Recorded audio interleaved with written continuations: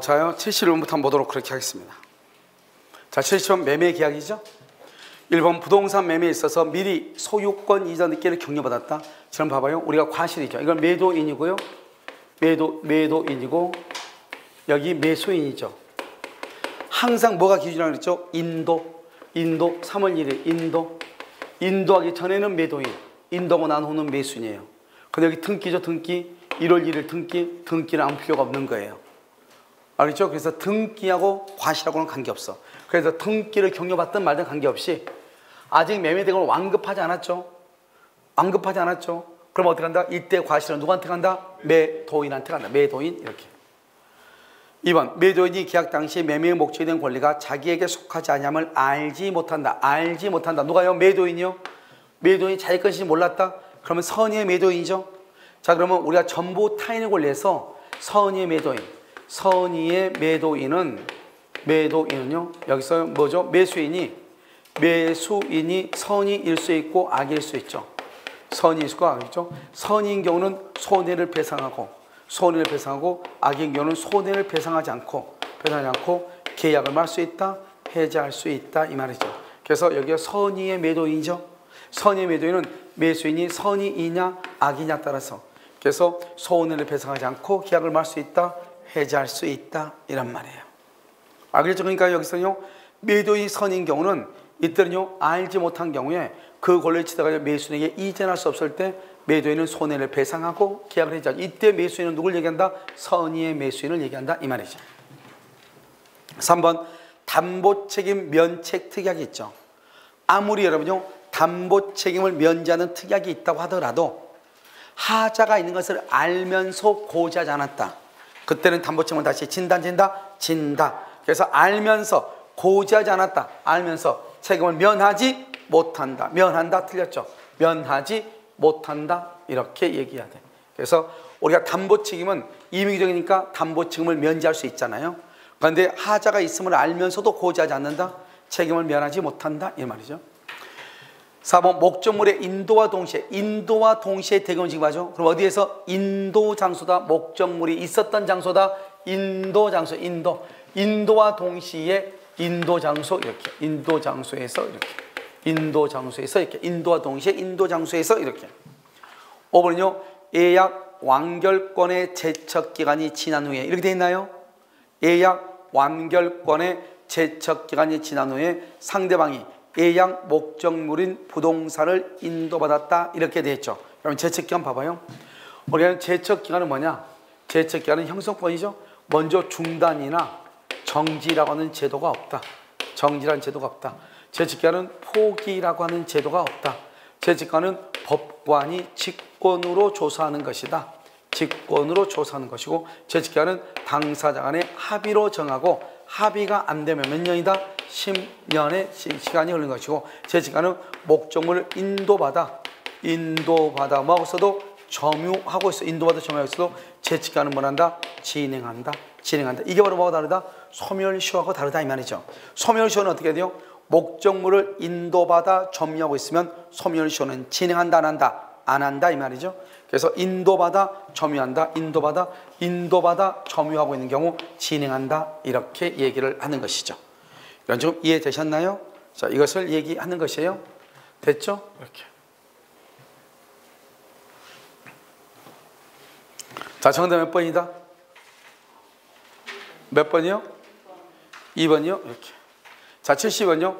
갑은 자신의 2억 원 상당의 건물을 의뢰토지와 교환하는 계약을 체결하면서 을로부터 1억 원을 보충금, 1억 원의 보충금이죠. 자, 그럼 봐봐요.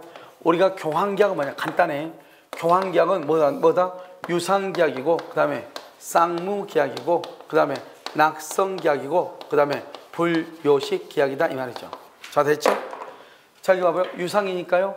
뭐다? 계약금 계약이 있고요. 계약금. 그 다음에 이거 매매대금 있죠. 매매대금이 있고요. 그 다음에 계약의 해제권이 있고요.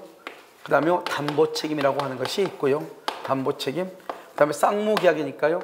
위험부담이라고 하는 것이 있고요. 그 다음에 동시행 항변권이라고 하는 것이 있는 거예요. 그래서 교환계약에도 이런 것이 다 있다. 이게 있냐 없냐를 보는 거예요.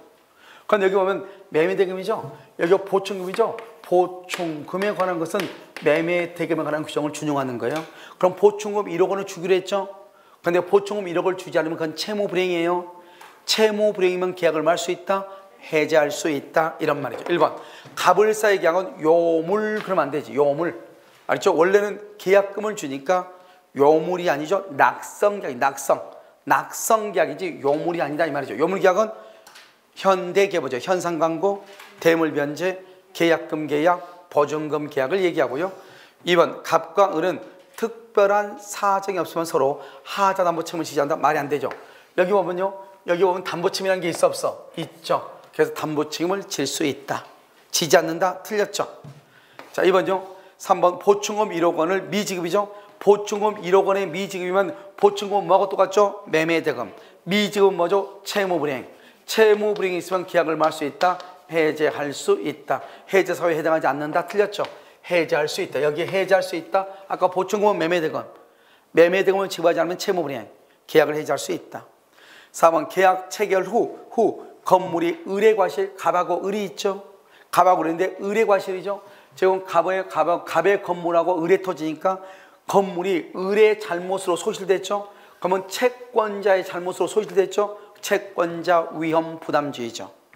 그래서 갑은 을에게 대금을 청구하는데 대신에 뭐죠? 건물하고 토지를 교환하기로 했으니까 토지에 인도를 청구하고 보충금 1억 원을 청구할 수 있죠. 그래서 을의 보충금 지급 부분은 소멸한다 안 한다? 안 한다 이 말이죠. 이것을 채권자 위험 부담주의다 이렇게 얘기해. 지금 보면요. 갑의 건물하고 을의 토지하고 플러스 1억 원을 주기로 했는데 을이 잘못해서 건물을 박살낸 거예요. 그렇잖아요 지금요. 그럼 어떻게 한다? 을은 토지에 대한 등기를 해주고 1억 원도 지급을 해야 된다 이 말이에요. 갑은 을에게 토지에 대한 등기와 1억 원의 보충금의 지급을 말 수 있다? 청구할 수 있다 이 말이에요. 누구 때문에 건물이 막살났다? 을 때문에. 그래서 채권자 위험 부담주의다 이렇게 얘기를 하는 거예요. 간단하죠. 5번은요. 갑이 건물의 가액을 시가보다 다소 높게 항상 이게 나오죠. 우리가 교환계약에서는 사기의 문제가 발생한다 안 한다? 안 하죠. 다소 높은 가격을 시가라고 고지했다 할지라도 사기가 된다 안 된다? 안 된다. 불법적 간섭을 한 것이라고 볼 수 있다 없다? 없다 없다 이렇게. 있다 틀렸죠? 없다 이렇게. 자, 정답 몇 번이다? 몇 번? 4번 이렇게. 73번 갑은 건물의 소유를 목적으로 을의 X 토지를 임차하여 그 외에 Y 건물을 신축하고 사용하고 있다. 이러면 이걸 뭐라죠? 지상물 매수를 지금 묻고 있죠. 지금요 갑은 을의 토지를 갑이요 임차인이죠. 임차인. 그래서 건물을 신축했죠. 갑이 지금 건물을 신축했는데 건물이 다 등기했다는 때 이런 말이 지금 있어 없어? 없죠. 그게 문제죠 지금. 알겠죠? 그러면요 이 건물이 무허가 미등기. 자, 무허가 미등기 건물도 적용되는 것이 세 가지가 있다. 첫 번째보다 지상물 매수 청구의 대상이 될 수 있다. 1번. 또 두 번째는 뭐다? 주택임대차 보호법이 적용된다. 주택임대차 보호법. 자, 세 번째는 뭐가 인정된다? 법정지상권. 법정지상권의 성립이 인정된다 이 말이죠. 그래서 무허가 미등기 건물의 경우에도 지상물 매수 청구권, 법정지상권, 그다음에 주택임대차 보호법의 대상이 될 수 있다. 1번 틀렸죠? 2번. 우리가 지상물 매수하고 부속물 매수에서 공통적인 것이 뭐죠? 채무불이행이 있어야 돼 없어야 돼? 없어야 돼. 채무불이행이 있어야 돼 없어야 돼? 없어야 돼. 차임연체 지상물 매수 청구를 행사할 수 있다 없다? 없다. 2번 맞죠? 3번. 임대차 기간에 정함이 없죠. 정함이 없으면 을이 누구죠? 갑은 건물의 소유를 목적 을 소유 토니까 을이 지금 임대인이죠. 임대인이 해지 통고했죠. 임대인이 해지 통고했단 말은 이 말은 갱신을 한다 안 한다? 갱신을 거절한다 이 말이죠. 갱신을 거절하니까 갑은 뭐를 청구할 수 있다? 지상물 매수를 청구할 수 있다 이 말이죠. 그래서 갱신을 청구한다 안 한다? 갱신을 청구하고 난 다음에 아니라고. 왜냐면 이미 해지 통고란 말은 갱신 거절이란 말이라고. 해지 통고란 말은 갱신 거절이란 말이라고. 알겠죠? 지상물 매수를 청구할 수 있다 없다? 없다. 알겠죠? 아니 뭐죠? 갱신 청구를 하지 않고 바로 즉시로 해지 통과죠? 그럼 즉시 지상물 매수를 할 수 있다? 청구할 수 있다. 즉시로 지상물 매수 청구를 행사할 수 있다 이 말이에요. 갱신을 청구하고 틀렸어. 갱신을 청구하고 틀렸다고. 만약에 임대인이 해지 통고라면은 갱신을 청구한다 안 한다? 안 한다 이 말이죠. 안 한다. 무슨 알겠죠? 갱신을 청구하지 않고 이렇게 얘기하는 것이에요. 그 다음에 4번 지상 건물이 등기되기 전에 갑의 임차권이 기간 만료로 소멸한다. 지상 건물이 등기되기 전에. 이게 중요해. 봐봐요. 이게 지금 의뢰토지죠. 의뢰토지에 갑이 지금 임차인이죠. 그런데 임차인인데 여기에 지금 갑이 지금 건물을 가지고 있죠. 그런데요, 갑이요 등기를 했다. 등기 언제요? 4월 1일. 4월 1일 등기하면 이 건물에 대한 등기를 임차권의 등기로 봐준다 그랬죠. 4월 1일. 알죠? 임차권의 등기로 봐줘. 그럼 이 사람은 임차인은 언제부터 대항력이 있다? 4월 1일부터 대항력이 있다. 언제부터? 4월 1일부터. 4월 1일부터 대항력이 있다. 알겠죠? 4월 1일부터 대항력이 있다. 이런 말이에요. 이해됐나요? 그래서 4번 지상 건물이 등기되기 전에 갑의 임차권이 기간 만료로 소멸한 후 이렇게 돼 있죠. 기간 만료로 소멸한 후 을이 X 토지를 병에게 양도했다. 토지를 병에게 양도해서 건물이 등기되기 전 그 말은 이 사람은 지금 대항력이 있다 없다? 없다 이 말이죠. 이 토지의 소유권이 누구로 바뀌었다? 누구로 바뀌었어? 병에게 양도했다. 언제요? 여기요 3월 20날 3월 20날. 그러면 이 병이 4월 1일보다 더 우선하잖아요. 알겠죠? 그러면요 갑은 병에게 지상물 매수를 청구할 수가 없는 거예요. 알겠죠? 대항력이 있어 없어? 없어. 그러면 지상물 매수 청구를 언제 행사하죠? 지상물 매수 청구는 뭐죠? 지상권 전속기간 만료 당시 지상물의 소유자, 지상물의 소유자인 임차인이 임대인에게 청구해. 임대인에게 청구한다 이 말이죠. 알겠죠? 임대인에게. 그런데 지금요 소유자가 임대인을 받는데 임대인이 지금 바뀌었잖아요. 바뀌었는데 자기는 등기를 4월 1일인데 이미 3월 20일 소유자가 바뀐 거예요. 그러면 둘 다 지금 등기를 했죠. 둘 다. 그럼 누구의 등기가 더 우선해요? 병의 등기가 우선하죠. 그래서 병이 을한테 뭐 할 수 있다? 대항할 수 있다. 그 말은 무슨 말이죠? 임차인은 병에게 지상물 매수를 청구할 수 있다 없다? 없다. 이렇게 얘기를 하는 거예요. 알겠죠? 그래서 우리는요 토지의 임차인이 지상의 건물을 짓고 건물에다 등기하게 되면 대항력이 있고, 대항력이 있는 상태에서 만약에 예를 들어서 병한테 옮긴 게 4월 20날이다. 4월 20날 옮겼다. 그러면 건물에 대한 등기가 4월 1일이고, 그러면 임대차의 등기가 4월 1일이니까 대항력을 갖춘 후에 토지 소유자가 바뀌었죠. 그럴 때는 새로운 토지 소유자한테 지상물 매수를 청구할 수 있지만, 여기서 건물에 등기하기 전에 이미 토지의 소유자가 바뀌었죠. 그러면 새로운 토지 소유자한테 지상물 매수를 청구할 수가 있다 없다? 없다 이런 말이죠. 자, 이제 이건 뭐냐면요, 우리가 여러분 매매 계약을 할 때 어떻게 해요? 매매 계약이요? 매매 계약을 할 때 예를 들어서 갑이 있고 이 건물에 저당권이 있어. 저당권이 있다. 이 건물을 을하고 계약하려고 그래요. 그럼 어떻게 하죠? 그럼 우리가 저당권 있는 건물은 매매할 수 있어요 없어요? 있죠. 그럼 여기 어때요? 저당권 말소 플러스 소유권 이전 등기가 잔금하고 무슨 관계다? 동시이행이다. 그래서 말소와 등기가 잔금하고 무슨 관계다? 동시이행이다. 이 말. 동시이행이다. 알겠죠? 뭐라고? 동시이행이다. 그러니까요, 우리가 저당권이 있어도 문제가 안 돼. 건물에 저당권이 있어도 우리가 지상물 매수로 청구하려고 하는데 그 건물에 저당권이 있다 이 말이죠. 그래도 우리는 지상물 매수를 할 수 있다. 청구할 수 있다. 행사할 수 없다. 틀렸단 말이죠. 건물에 근저권 설정됐다. 그래도 지상물 매수를 청구할 수 있다. 이런 말이죠. 알겠죠? 자, 정답 몇 번이죠? 몇 번? 2번이요. 이렇게. 자, 7.3은 일시사용이죠? 여러분, 일시사용을 위한 임대차에서 인정되는 권리, 거기서 임의규정을 찾아라. 임의규정을 찾아라 이 말이죠. 알겠죠? 임의규정. 여러분, 임의규정은 뭐가 있죠? 임대차 임의규정은 비용상환청구권. 이때 비용은 뭐다? 필요비하고 뭐가 있어요? 유익비가 있죠. 유익비요. 그 다음에 또 뭐가 있죠? 임차권의 양도와 전대. 전대가 있고요. 그 다음에 차임 지급 시기. 그 다음에 임대차 등기 청구. 이런 것들이 다 뭐다? 임의규정이죠? 이런 것들을 찾아라 이 말이죠. 그러면요, 여기서 인정되지 않는 것은 뭐죠? 인정되는 것은 그러면 임의규정. 일시사용이 뭐죠? 며칠 우리가 여행 가서 잠자는 거죠. 그럼 인정되지 않는 것은 뭐죠? 강행규정이죠. 그럼 강행규정 뭐죠? 여기 비용상환청구권 임의규정이죠. 이건 적용되죠. 차임증액 감액 이거 안 되죠. 보성 매수 청구 안 되죠. 강행규정. 법정기일권 안 되죠. 차임 연초 해지 안 된다 이 말이죠. 그러면 임차권 양도와 전대는 된다 이 말이죠. 그래서 두 개밖에 없죠. 알겠죠? 그럼 여기서 왜 그런가 지금부터 설명을 해. 우리가 왜요? 일시 사용 이렇게 얘기할 때 여기 보면 차임, 연초, 해지 같은 거 안 되냐? 봐봐. 차임이란 말, 차임을 연체했다는 것은 몇 번 연체했다는 거예요? 해지하려면 몇 번 연체했어? 2기죠. 2기면 2달이죠. 2달은 일시예요, 장기예요? 장기죠. 그러니까 적용 안 된다면 이것은 일시에는. 그 다음에 여기 부속물이란 법정질권이죠. 법정질권은 뭐예요? 임차인이 차임 등을 지급하지 않으면 임대인이 임차인 소유 동선이나 과실에 압류를 걸죠. 그것을 법정질권이죠. 그러니까 법정질권이 있다고 하는 것은 임차인의 손해가 임차인에 대해서 임대인이 손해가 많다는 거죠. 그러면 차임을 많이 연체했다는 거죠. 그러면 일시예요, 장기예요? 장기죠. 그러니까 법정질권이 안 된다 이 말이죠. 부속물 매수 청구, 차임 증액 청구, 감액 청구는 강행 규정이죠. 강행 규정의 경우는 일시 사용은 적용되지 않는다 이 말이에요. 알겠죠? 그래서 적용되는 것은 임의규정. 임의규정은 뭐가 있다? 비용상환청구권. 비용상환청구권은 필요비, 유익비 상환청구권. 임차권의 양도와 전대에 관한 것이죠.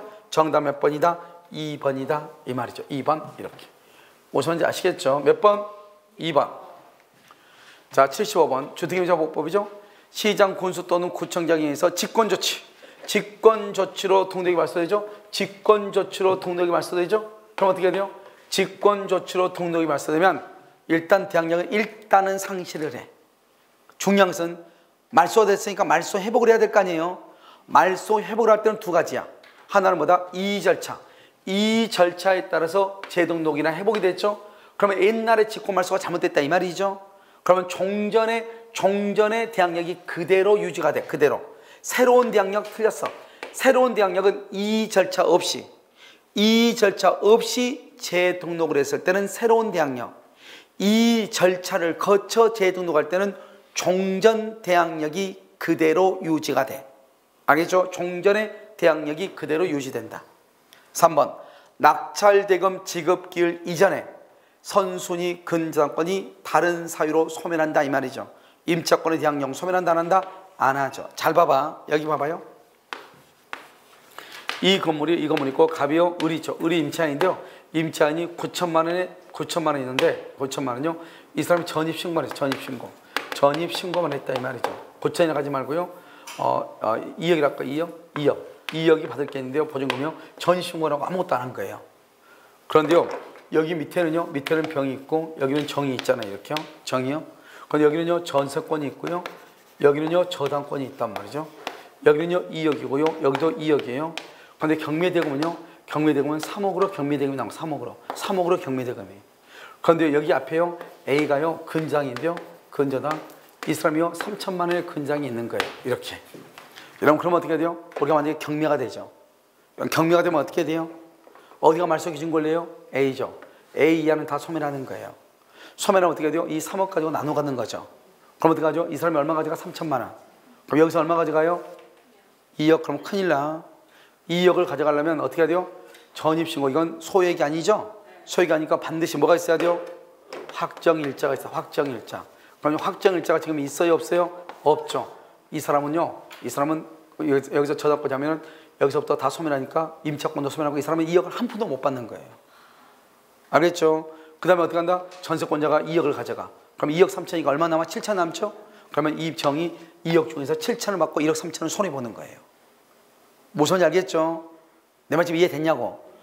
그래 우리가 우선 면제, 최우선 면제를 받으려면 일단 소액이 돼야 되고 최우선은 우선 면제가 되려면 확정일자가 있어야 돼. 이 사람은 전입신고하고 확정일자가 없다고. 알겠죠? 그러면 이 사람은 2억은 소액이 아니잖아요. 무슨 말인지 알겠죠? 그럼 이 사람 그럼 어떻게 해야 되겠어? 이 사람 경미가 딱 들어오죠. 경미 들어오면 내가 갑한테 이 돈 좀 갚아달라고 해야 되겠죠. 갚아달라고 가가지고 아무리 해도 안 되죠. 그럼 내가 대신 3천만 원 갚아야 돼. 알겠죠? 내가 대신 3천만 원 갚아가지고 저당권 없애버려. 그럼 내가 몇 번이 된다? 1번. 나는 지금 전입신고가 돼 있으니까 뭐가 있어? 대항력이 있죠. 그래서 대항력이 있는 경우는 누군가는 나한테 2억을 주지 않는 한 나는 집을 비워준다 안 비워준다? 안 비워주는 거예요. 그러면 이제 경매가 되면은 전세권 이하만 없어져. 물론 전세권도 없애지 않을 수 있죠. 배당 요구했을 때고 만약에 이것만 없애 이것만 전세권이라고 근장이 나가지고 근장이면 근장 이하만 없어진단 말이죠. 알겠죠? 그러니까 어때요? 이때 이제 경매를 들어갈 사람은 어떻게 해야 돼요? 3억에 들어가면 큰일 나지. 이때 경매를 얼마에 들어가야 돼요? 1억에 들어야지. 1억에. 왜요? 내가 경매하면 이놈이 집 비워져 안 비워져? 안 비워지니까 내가 도시 2억을 줘야 될 거 아니에요. 그러니까 내가 1억에 경매를 들어가. 그래가지고 내가 2억을 가지고 있다가 을을 2억 주고 내보내고 그러면 이 두 사람은 다 없어지니까. 그러면 이 사람은요 2억 중에서 1억 가져가고 1억 손해보고 이 사람 얼마 손해보고 2억을 손해보고 이렇게 되는 거예요. 그러니까 지금 여기서 이제 보시면 낙찰 대금 지급일 이전에 선순위 근저당권, 선순위 근저당권이 어떤 이유로 소멸을 해? 어떤 이유로 소멸을 해? 선순위가 어떤 이유로 소멸을 해? 그러면요 임차권에 대한 약은 소멸한다 안 한다? 안 한다.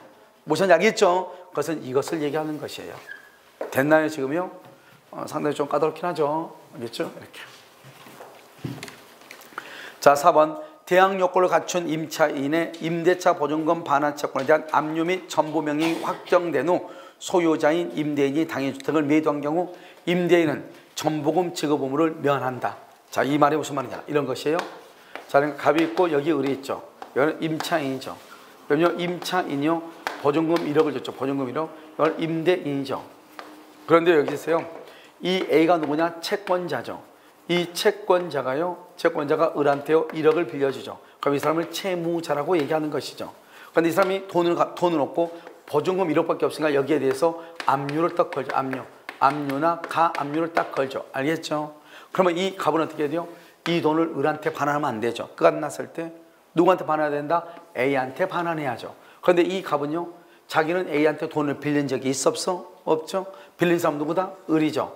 을은 채무자죠. 채무자와 비교된다고 해서 이것을 뭐라 한다? 제3채무자다 이렇게 얘기하죠. 제3채무자. 그런데 이 상태에서 갑이요 이것을요 병한테 처분하죠. 병한테 처분해 양수인이죠. 그러면 양수인은 뭐란다? 임대인의 지위를 물어본다. 승계한 것을 봐. 임대인의 지위를. 이때 임대인의 지위가 뭐죠? 제3취득자죠. 제3취득자의 지위를 승계한다 이 말이죠. 그러니까 어떻게 한다? 가압류 채권자, 채권 가압류권자, 압류 채권자, 채권 가압류권자는 누구한테요? 제3채무자에 대해서만 권리를 할 수 있다, 행사할 수 있다 이렇게 얘기해요. 그래서 양수인은 임대인의 지위를 승계하니까 책임을 지는 사람은 임대인이다, 양수인이다. 그래서 임대인은 책임을 면한다 이런 말이야. 알겠죠? 5번 후순위 저당권자에게는 대항할 수 있는 임차권이더라도 소멸된 선순위 저당권보다 뒤에 등기됐거나 대항력을 갖춘 임차권을 함께 소멸하고 경락인에 대해서 임차권의 효력을 주장할 수 없다. 여러분 이런 말을 딱 읽으면서 그냥 바로 생각이 나야 돼요. 어떻게 해야 되냐? 이 말이에요. 갑이 있고 여기 을이요 임차인이죠. 임차인인데 선순위로 누가 있다? A의 저당권이 있고 후순위로 뭐가 있다? B가 근저당권이 있다 이 말이죠. 그런데 이 사람이 경매를 청구한 거예요. 경매 청구를 누가 했느냐 하는 것은 절대로 중요하지 않다. 아무튼 누가 경매를 청구하든지 간에 관계없이 어디서부터 1순위가 뭐죠? 저당권이죠. 저당권 이하는 전부가 다 소멸해. 누가 경매를 청구하든지 간에. 그러니까 임차인은요 후순위한테는 대항하는데 선순위한테는 대항할 수 있어 없어? 없죠. 이거 지금 얘기하죠. 여기 봐봐.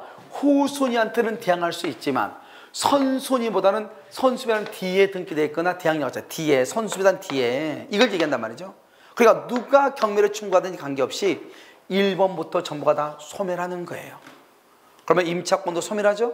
그러면 임차인은 경락인에게 자신의 권리를 주장할 수 있다 없다? 없다. 이렇게 없다. 알겠죠? 자신의 권리를 뭐 할 수 없다? 주장할 수 없다. 이렇게 얘기를 하는 것이죠. 그럼 이해되셨나요? 알겠죠? 이렇게. 정답 몇 번?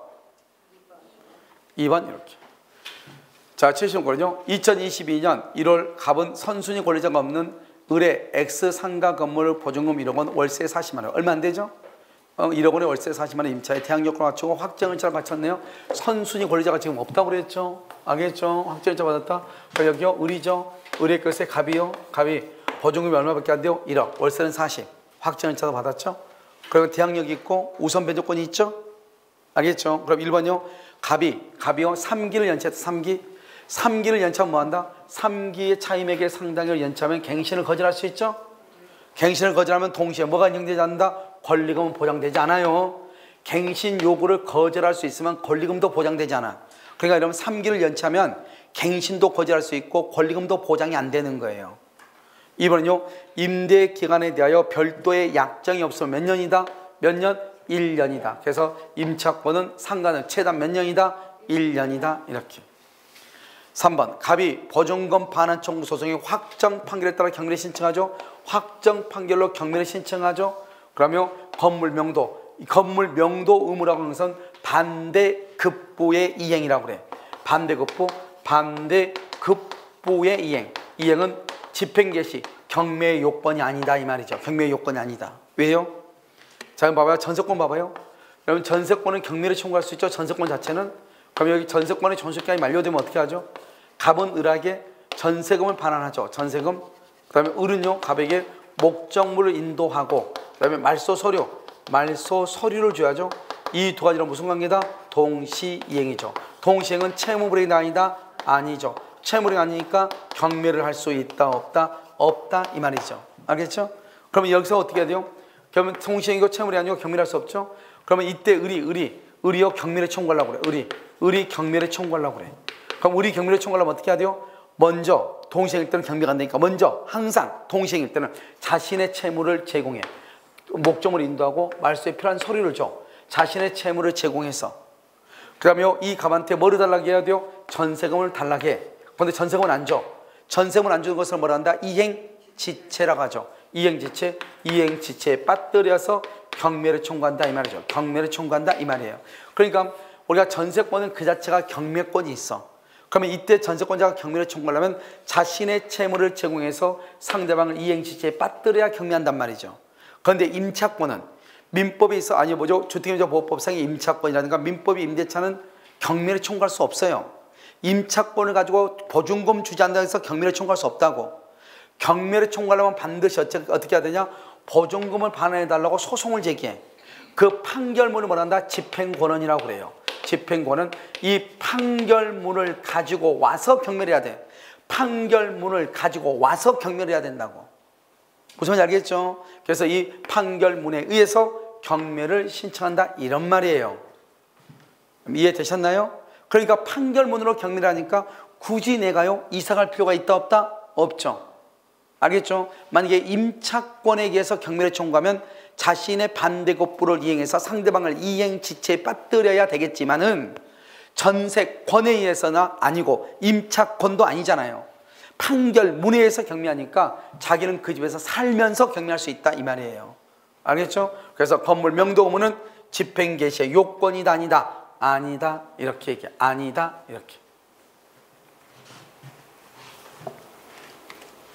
그 다음에 4번 을의 지위를 승계한 양수인 병은 그랬죠? 승계 이후 연체 차임액이 몇 기 이상? 3기 이상의 차임액에 달하여야 계약을 말 수 있다. 해지할 수. 이거 맞죠? 그럼 여기 봐봐요. 지금 여기 갑이 있고 여기 을이 있잖아요. 그럼 여기 보면은 여기 을이 지금 여기 을이죠? 을이 있고 여기 갑이죠? 그러면 이 갑이요 을이요 이걸 집을 팔았어. 병한테요. 팔았는데 이 갑이요 옛날에 을하고 2번 연체하고요 다시 또 병하고 2번 연체한 거예요. 모두 몇 번 연체한 것이죠? 몇 번이다? 2번이다 이 말이죠. 4번이 되려면 어떻게 해야 돼요?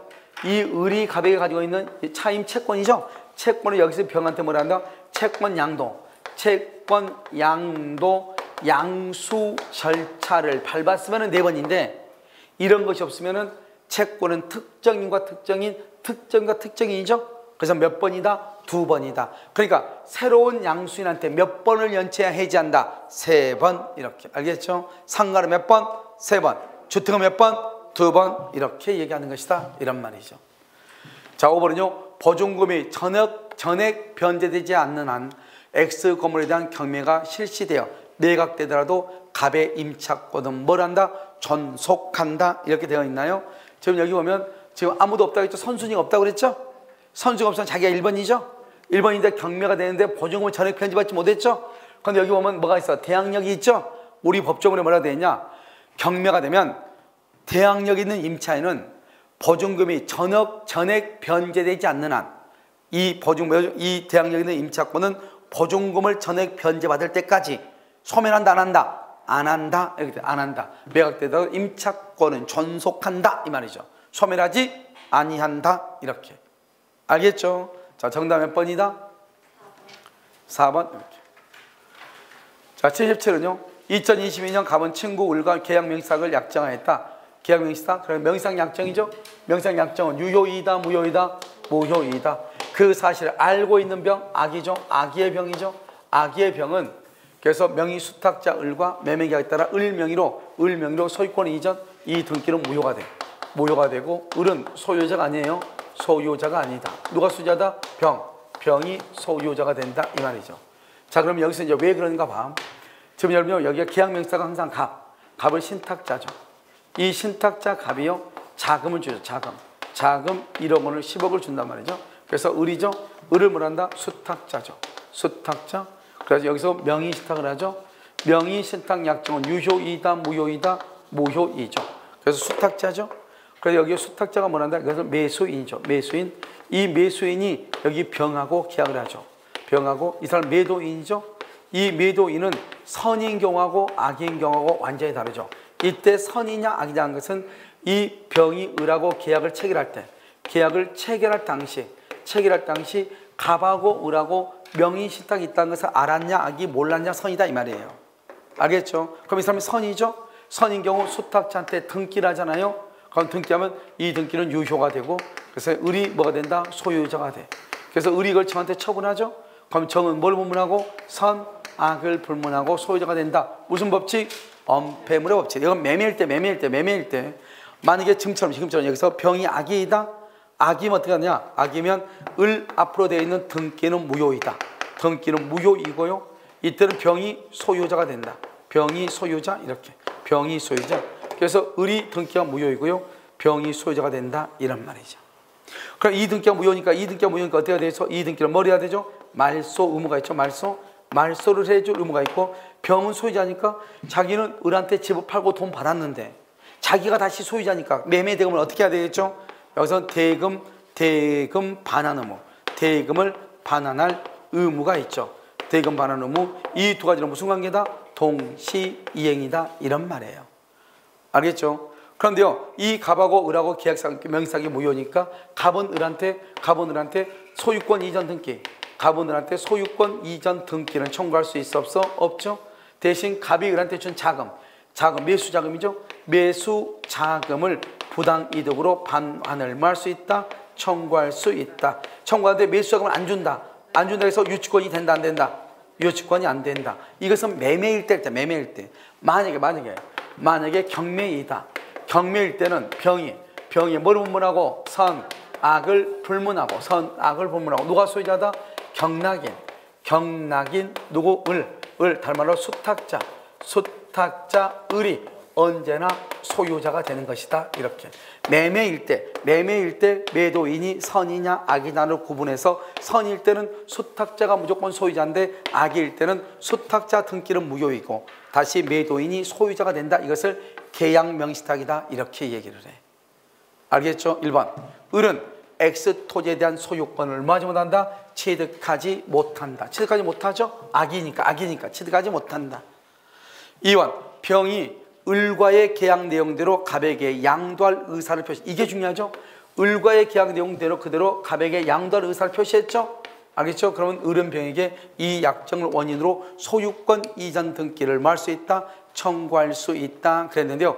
이때 여러분 중요한 것은 여기요 병이요 을과의 약정대로 그것을 갑에게 양도할 의사를 표시하면 갑은 병에게 등기를 청구할 수 있다 이 말이죠.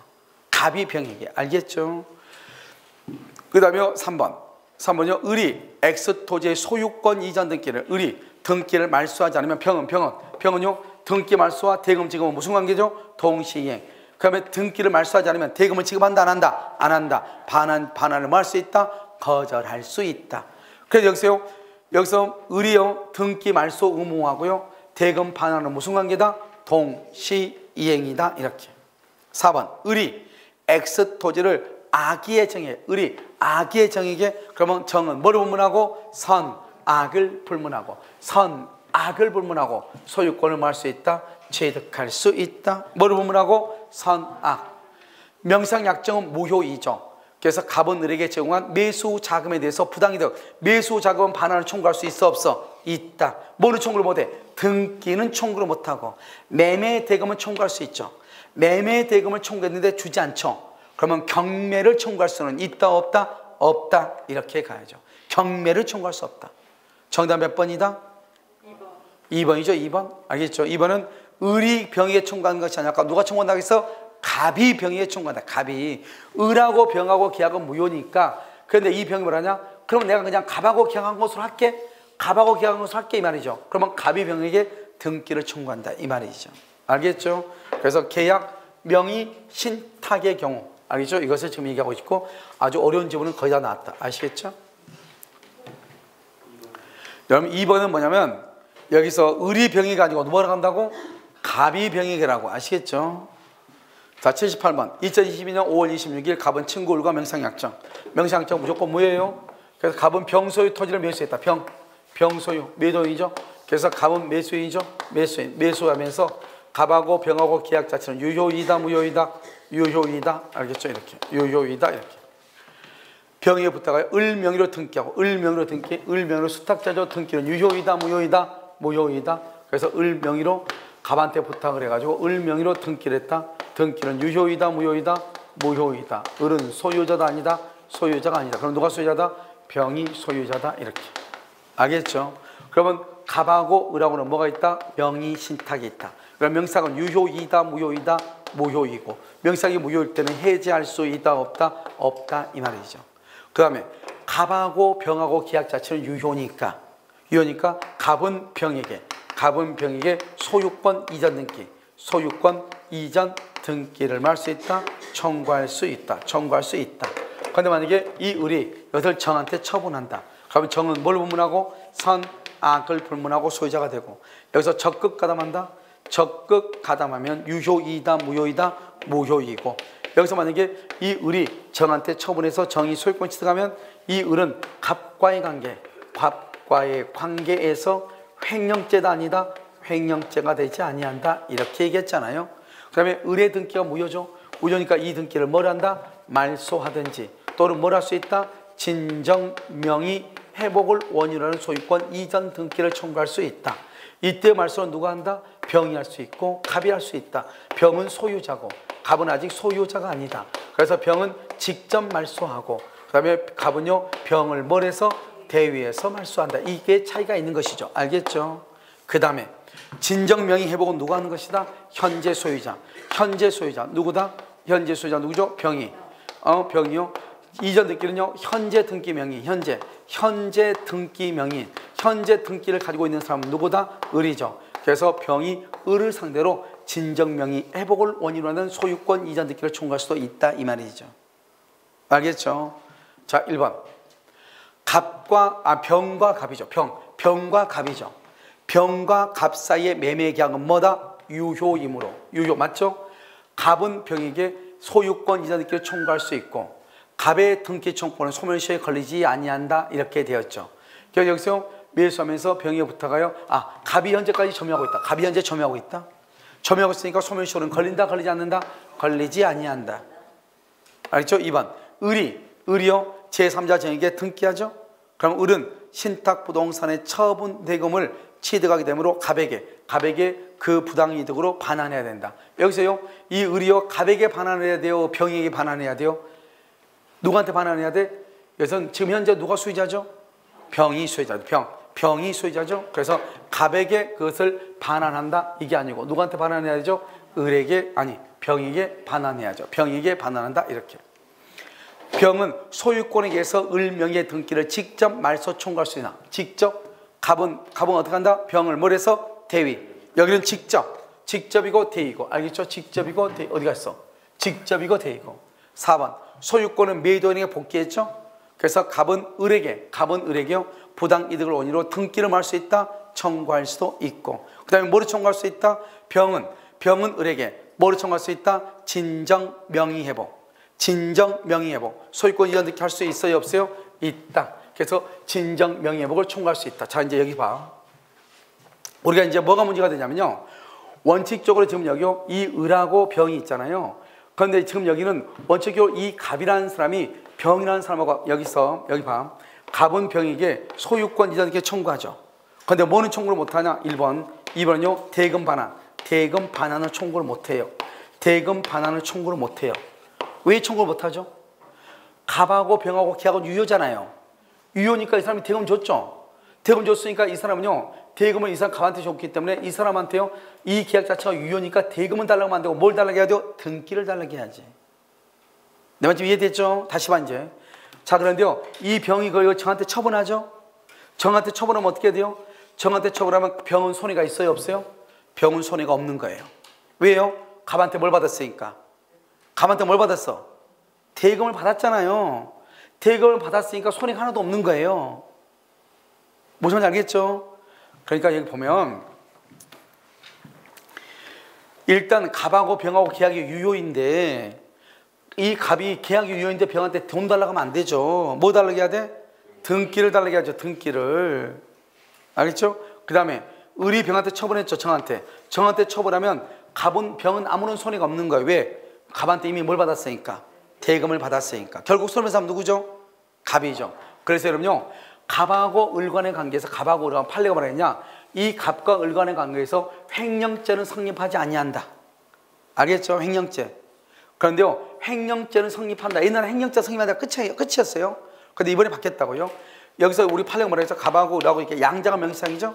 을이 이걸 병한테 처분했어. 그럼 뭐라 한다? 을은 갑에 대해서 손해배상이나 부당이득을 반환해야 된다. 마찬가지로 지금요, 이 갑과의 관계에서는 횡령죄가 되지 않지만 을이 이것을 정한테 처분하면은 이 갑은 병은 아무런 손해가 없다고 그랬죠. 왜냐면 을한테 갑한테 돈 받았으니까 결국 손해배상 누구죠? 갑이죠. 그래서 갑은요, 을한테요, 을이 병한테 처분한 대금에 대해서 매매 대금을 부당 이득으로 반환을 청구하든지 손해배상, 왜냐면 남의 것을 팔아먹었잖아요. 그래서 손해배상을 청구하든지. 그래서 판례가 뭐랬냐? 갑하고 을하고 횡령죄가 성립하는 것은 논외로 하고 손해본 사람 누구다? 갑이다. 그래서 갑은 을에 대해서 손해배상을 청구할 수 있다. 이렇게. 이게 최근의 판례예요. 알겠죠? 그래서 예전에는 그냥 어떻게 판단했냐? 그냥 횡령죄다. 무슨 알겠죠? 그냥 횡령죄로 끝이다. 그래서 갑과의 관계 횡령죄. 이게요, 저 시험에 많이 났단 말이에요. 이거 판례가 바뀌었어. 갑과의 관계에서 횡령죄가 된다, 안 된다? 안 된다. 무슨 알겠죠? 그런데 을이 그것을 저한테 처분한다. 그러면 갑한테는 뭐가 될 수 있다? 손해배상 책임을 질 수 있다. 이렇게. 그래서 여기 2번이 이제 새롭게 바뀐 거예요. 무슨 알겠죠? 그런데 이 돈을 갑한테, 병한테 또 반환해봐. 병한테 또 반환하면 병은 갑한테 이미 돈 받았죠. 매매대금. 애한테 또 돈 받으면 몇 번 받는 거야 돼? 2번 받죠. 그래서 안 된다 이 말이에요. 내가 지금 이해됐죠? 그래서 그렇게 얘기를 해요. 이것이 이제 최근에 나온 판례인데 두 가지다. 옛날에는 횡령죄가 된다 그랬는데 이제는 안 된다. 알겠죠? 아직 우리 시험에 안 나왔어. 알겠죠? 그래서 그러면 만약에 처분하면 손해배상을 해야 된다. 또는 부당이득 반환을 해야 된다. 아시겠죠? 정답 몇 번? 틀린 것은요, 여러분요, 5번이요. 5번.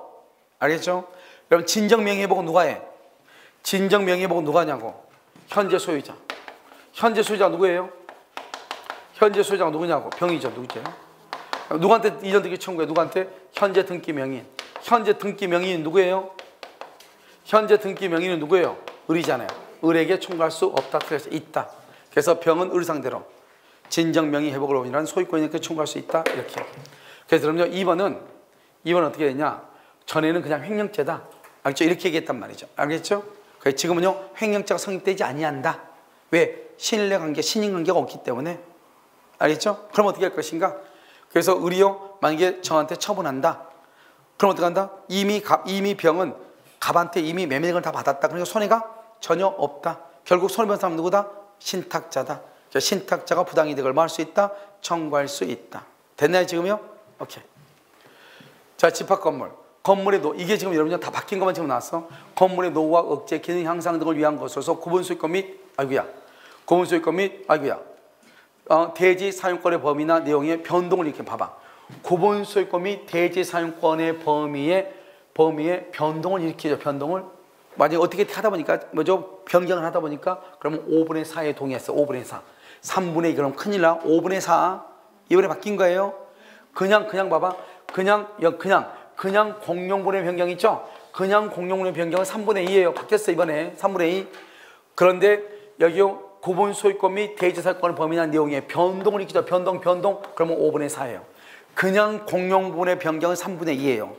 변동을 일으킨다 얼마다? 5분의 4예요. 다시 공용부분의 변경은 얼마다? 3분의 2예요. 변동을 일으키는 변동이다. 변동을 일으키는 변경이다. 얼마다? 5분의 4예요. 아시겠죠? 그 다음에 구분 소유권이 순차로 양도된 경우 각 특별 승계인들은 이전 구분 소유권자들의 채무를 어떻게 한다? 중첩적. 그러니까 이게 무슨 말이냐? 만약에 갑이라는 사람이 뭐죠? 그 관리비 안 내고 나간 거예요.